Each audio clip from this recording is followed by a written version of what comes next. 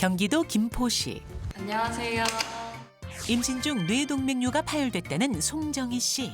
출산을 한 8주 정도 앞두고 있는 상황이었고 뇌동맥류 파열, 뇌출혈이 일어나서 소파 밑으로 쓰러져서 기억을 잃었었어요. 4년 전 출산을 앞두고 있었던 송정희 씨. 당시 간헐적으로 두통이 있었지만 대수롭지 않게 넘겼다고요. 소중한 첫 아이인 만큼 건강관리에 신경을 썼다는데요. 식단이나 영양제 같은 것도 챙겨서 먹으려고 했었고요. 걷기 운동이라든지 아니면 필라테스라든지 이런 것들 꾸준히 해오고 있었어요. 그러던 어느 날 집에서 기억을 잃고 쓰러진 송정희 씨. 병원 검사 결과 뇌동맥류가 파열된 상태였습니다. 산모 아이의 건강을 위해 제왕절개 수술을 시행했고 바로 다음 날 코일 색전술 치료를 진행했습니다. 다행히 치료를 잘 마치고 한 달 동안 입원하며 회복에 전념했다는 송정희 씨. 4년이 지난 현재는 건강을 되찾았다고요. 저도 그렇고 아이도 그렇고 굉장히 건강하게 일상생활을 다 잘하고 있는 상태고요. 두통이 간헐적으로 있었는데 그런 것도 전조 증상 중에 하나지 않았을까라는 생각도 해보고 두통이 있으신 분들은 병원에 한번 가셔서 검사 한번 받아보시는 것도 좋으실 것 같아요. 안녕하세요. 뇌동맥류로 큰 위기를 겪은 또 다른 사례자 김보연 씨. 저는 진짜 건강했거든요. 이렇게까지 제가 큰 병이 올 줄은 상상도 못했죠, 정말. 7년 전 가게를 운영하고 있던 김보연 씨. 가게 행사를 앞둔 어느 날 잠시 집에 들어와 잠이 들었는데요. 친구가 이제 도와준다고 먼저 문을 열어놓고 있었는데 제가 나오지도 않고 전화도 안 받고 하니까 집에 와서 보니까 토를 군데군데 해놓고 눈에 초점이 없어서 이상해서 119 불러서 검사 결과 뇌동맥류가 파열돼 지주막하 출혈이 일어난 건데요. 곧바로 동맥류 결찰술을 받았습니다. 수술 이후에도 수두증으로 2차례 더 수술을 받아야 했다고요. 깨어나서 보니까 2살 좀 넘었다는 얘기를 들었고 한 6개월 동안 이제 집중적으로 운동하고 좀 걷는 것도 많이 좋아지고 과거 가게 운영 때문에 스트레스가 많았고 두통 또한 잦았다는 김보연 씨. 근데 만약에 제가 골든타임을 놓쳤으면 아마 지금 여기 앉아서 이렇게 인터뷰도 못할 것이고 약간 머리가 아프시거나 조금만 이상하시면 꼭 가서 진찰 받아보신 게 참 좋을 것 같아요. 두 분 말씀만 들어도 무섭다. 정말 아찔한 그러니까요. 상황이었을 것 같은데요. 일단 첫 번째 사례자분은 정준호 교수님 환자였는데 일단 나이도 굉장히 젊은데 또 임신 중이었잖아요. 그러니까요. 임신이 원인이었을까요, 교수님? 네. 그 환자분은 임신 중에 뇌동맥류가 파열되어 치료를 받았고 다행히 아이도 환자도 건강하게 잘 회복되었습니다. 다행이에요. 그 임신 중에는 호르몬의 변화에 의해 혈압이 상승되는 것도 중요하고요. 그보다는 체내의 혈류량이 증가하기 때문에 뇌동맥류의 크기 증가 및 파열에 영향을 주는 것으로 알려져 있습니다. 그래서 이러한 이유로 일반적인 뇌동맥류 환자에 비해 산모들에게서 뇌동맥류 파열 확률이 더 높다고 보고되고 있고요. 주로 임신 3기나 분만 후 약 6주 이내에 발생하는 경우가 많다고 알려져 있습니다. 또한 송정희 환자 같은 경우에는 치료 도중에 왼쪽 내경동맥이 없는 것을 확인했습니다. 결국 혈류를 대신 공급해줘야 되는 다른 동맥에 스트레스가 증가하게 되면서 이런 복합적인 원인들로 뇌동맥류가 파열되었다고 보고 있습니다. 그래도 불행 중 다행입니다. 앞으로 네. 건강 관리 잘 하시면 좋겠고 두 번째 사례자분은 우리 이 교수님 환자분이라고 들었는데 총 3번 수술을 할 정도로 응급 상황이었다고요, 교수님?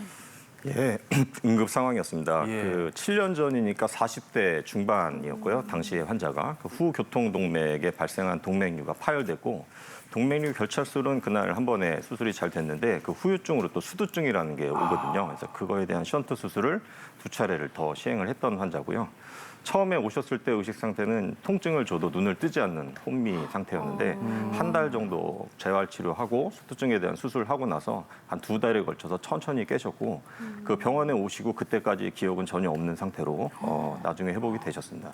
네, 지금은 이제 어지럼증 외에는 모든 증상은 거의 없는 상태고 일상적인 생활을 하고 계시고요. 네, 다행히 7년 다행입니다. 지난 지금까지도 재발 없이 잘 지내고 계십니다. 네, 그 이야기를 들으니까 참 다행이라는 생각이 드는데요. 네. 그런데 두 분 모두 뇌동맥류가 터진 후에 뇌동맥류를 발견한 상황이었거든요. 그런데 무엇보다 조기 진단이나 조기 발견이 가장 중요할 것 그렇죠. 같은데요. 그래서 진단에 관한 물음도 한번 살펴보겠습니다. 일단 뇌동맥류는 주로 어떻게 발견이 되나요? 이렇게 그러니까요. 고민했는데요. 네, 최근에는 네. 이 터지기 전에 발견하는 경우가 많은데요. 특히 별 증상이 없다가 건강검진 가서 그래서 전혀 증상이 없다고 그러더라고요, 교수님. 우연히 발견한다고요. 네. 네. 맞는 말씀이신데요. 보통 뇌동맥류가 발견되는 경우는 크게 두 가지 경우입니다. 그 무증상의 우연히 발견되는 경우와 증상이 있어서 진단 검사를 하던 도중에 발견되는 경우인데요. 우리나라에서는 관련 증상이 전혀 없이 건강 검진을 하거나 다른 질환에 대해서 영상 검사를 하다가 우연히 발견되는 경우가 가장 많고요. 네. 그 다음에는 두통이나 어지럼증과 같은 비전형적인 증상 혹은 시야장애, 시력장애 같은 뇌신경학적 증상들이 있어서 검사를 하던 중에 발견하게 됩니다. 근데 저도 뭐 회사에서 건강검진 매년 시켜줍니다만 뇌사진까지는 안 찍어주더라고요. 그 비싼 검사만 찍어주는 거 아닌가 돈을 더 싶기도 한데 내시는데요. 그래서 이 질문 드려볼게요. 뇌동맥류 진단 검사는 무엇인가요? 뭘 해야지 알 수 있어요, 교수님? 네, 뇌동맥류를 진단하기 네. 위해서는 뇌혈관 영상을 촬영을 해야 됩니다. 예. 대표적으로는 CT를 이용한 CTA가 있고요. MRI를 이용한 MRA가 있습니다.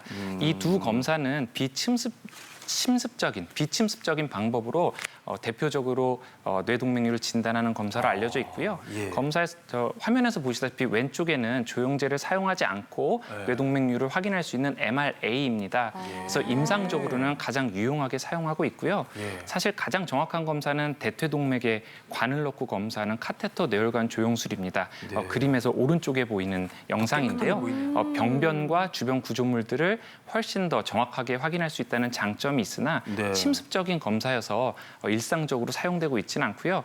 진단이 애매모호한 경우에는 정확한 진단을 위해서 진단이 정확하다면 치료 계획 수립을 위해서 치료가 되었다면 치료가 잘 되었는지 자세한 결과 확인을 위해서 검사를 시행하게 됩니다. 그렇군요. 네, 그러면 뇌동맥이 확인됐어요. 그러면 조영술 같은 이런 정밀 검사를 또다시 뭐 해봐야 되는 건가요, 안 교수님? 네, 방금 우리 정 교수님께서 말씀하셨던 뇌혈관 조영술이라는 검사는 제일 정밀하고 정확한 검사입니다. 그래서 네. 우리가 그게 표준이죠. 치료의 표준을 만드는 그 정도의 정밀한 검사입니다. 그래서 이 검사가 사실은 침습적인 검사이기 때문에 좀 부작용도 있을 수는 있어요. 예를 들면 뭐 카테터에 의해 가지고 혈전이 날아간다든지 또는 우리가 그 찌른 자리에 혈종이 고인다든지 예. 또 조영제를 넣어야 되기 때문에 과민 반응이 생긴다든지 뭐 그런 여러 가지 부작용은 있을 수가 있는데 실제로 발생하는 경우는 1,000명에 뭐 한 5명 그 정도 걸로 아주 적고요. 그 대신 우리가 얻을 수 있는 정보는 아주 많기 때문에 그렇죠. 우리가 의사들이 치료 계획을 수립하는 데 있어서 제일 많은 정보를 주는 검사라서 네. 의사들이 제일 선호하는 검사이기도 합니다. 그렇군요. 네. 뇌검사 사진을 계속 보니까요. 제가 10여 년 전에 한번 찍었거든요. 네. 그때 꽈리 같은 건 없었는데 왠지 제 머릿속에 뇌동맥류가 있는 것 같아요. 제가 요즘 정말 어눌해졌거든요. 원래는 똑똑했는데 그런 생각이 드실 수도 있고. 이렇게 모른 채 살아가도 되는 걸까요? 그러니까요. 예. 네.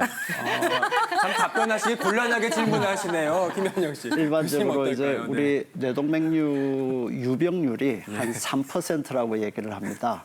100명 중에 3명이 가지고 있다는 거죠. 근데 실제로 그렇게 찾아낸 동맥류를 가진 분들을 우리가 쭉 보면 동맥류 크기가 작거나 위치가 또 아주 안전한 위치에 있어가지고 치료가 전혀 불필요한 경우가 사실은 대부분입니다. 네. 그러니까 극히 일부분의 환자만 치료가 필요한 상태이기 때문에 저희들이 그냥 아무나 건강검진으로 이 꼭 뇌동맥류 검사를 해보세요라고 권하지는 않습니다. 또 이게 비싸죠, 검사가. MRA나 그렇죠. CTA가 가격도 비싸기 때문에 비용 대 효과를 따져봐도 꼭 권하고 싶은 그런 검사는 아닙니다. 다만 고위험군 환자는 있습니다. 고위험군, 아까 네. 앞에서도 나왔는데 예를 들어서 뇌동맥류에 가족력이 있는 분이라든지 또 이제 콩팥에 다낭성 콩팥이라는 질환이 있는데요.